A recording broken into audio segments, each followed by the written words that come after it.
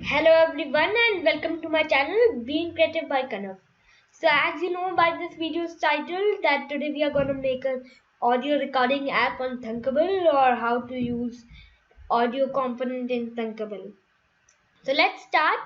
So first we need to open Google Chrome, then open thinkable.com, our app making platform by which we'll make the app. So then click on get started. So then your project screen will be coming. Then click on create new app because we need a new app. Then give its name. I am giving audio recorder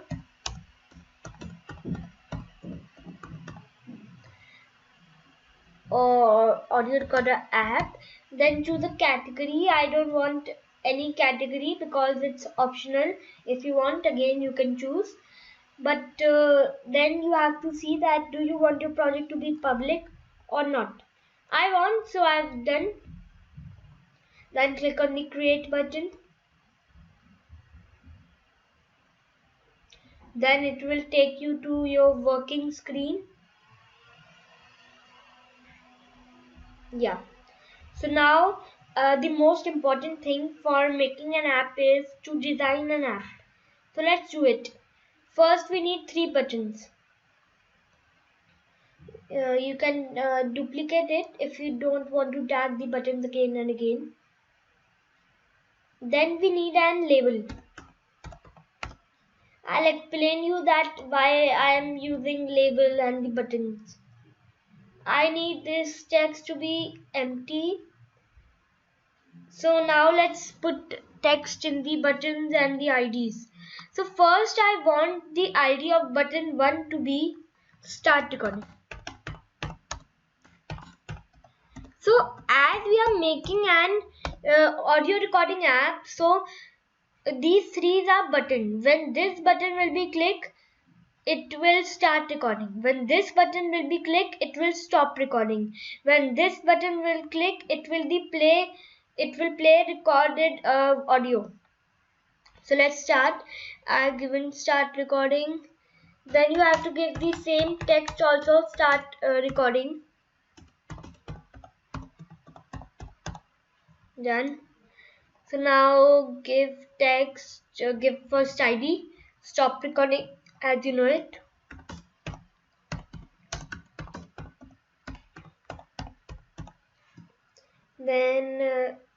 Then give text to this button, stop recording too.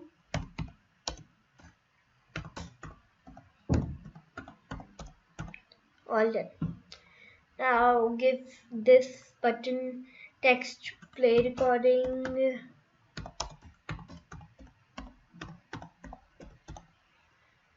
And ID to play recording.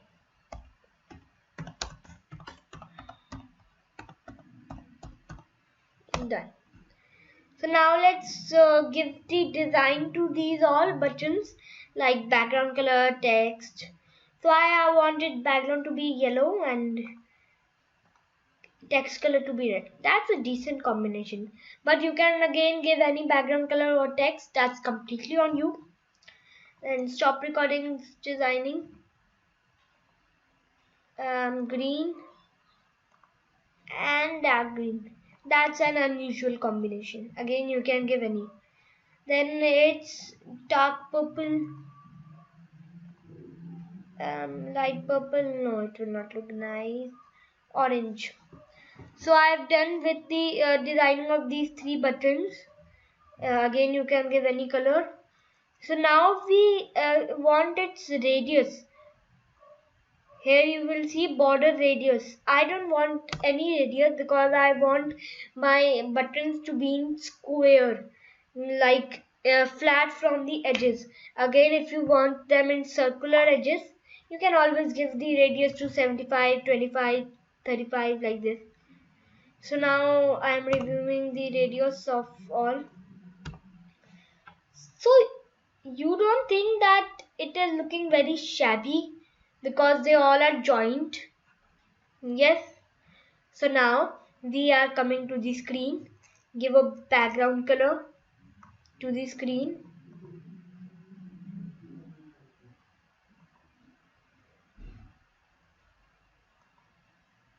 yeah, given, then do its vertical alignment to space around so that it maintains an order. So do you remember that we use this label? Let me tell you why. If we click on this button and some error occurs, so it will say error in this label. We'll do a coding for it, and if it is successfully clicked, then it will say recording started, or here recording stopped, here recording played. So I hope you understood, but the designing is not yet over because we need an invisible components which will work but not being shown. So here comes our audio component. We need both audio and sound component. It is not coming.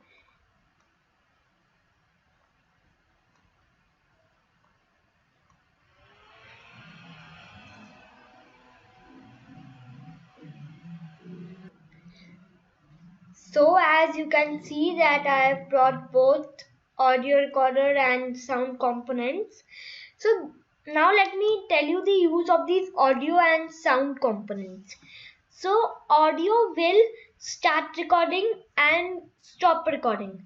Then this sound is a source of play recording. Like here the recording would be stopped. Recording is done. But how we will get it to this button? So for this we need sound. We will set source to the recorded audio to sound 1. Then when this button will be clicked, the sound will be clicked. So if you don't understand, you will understand when we code. First, let's do the code for the start recording button. So take a start recording click, then come to audio recorder. In audio recorder, call start recording. See. So this is also very important. When recording is done, then I need to take a if do. If there is any error, in label 1, set text to an error has occurred, try again. So you are seeing that an error has occurred, try again. You will see it when any error has occurred sometime. So if there is no error in label 1, set text to started.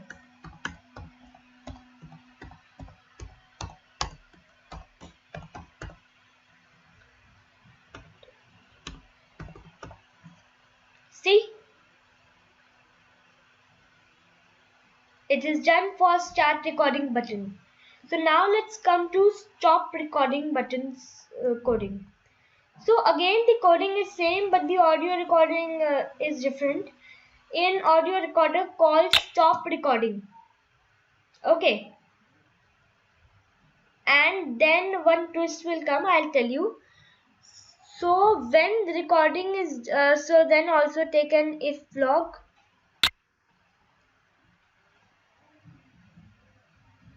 So now tag an error tag here. If any error, you can copy this from here. From label 1, set text to an error as occurred. So now we also need an else. So if there isn't any error, then here comes sound. So now we have recorded. So now we need to set the source of the recorded sound to the sound. So then tag this audio file. So this means that your recorded sound will be here at the sound. It will be stored in this sound component. So now let's come to the coding of the last button, which is the play recording button. When the play recording button is clicked, in in sound here. In sound call.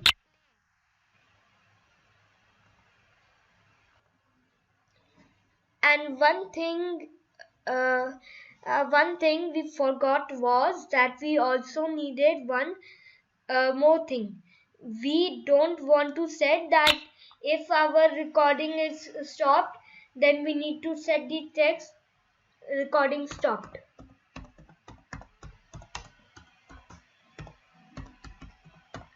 like this. So this will give our viewers or users confirmation that recording is successfully stopped. And last code for today. If from label 1 set text to error has occurred, then go to else and do else. Take this from label 1 set text to recording played.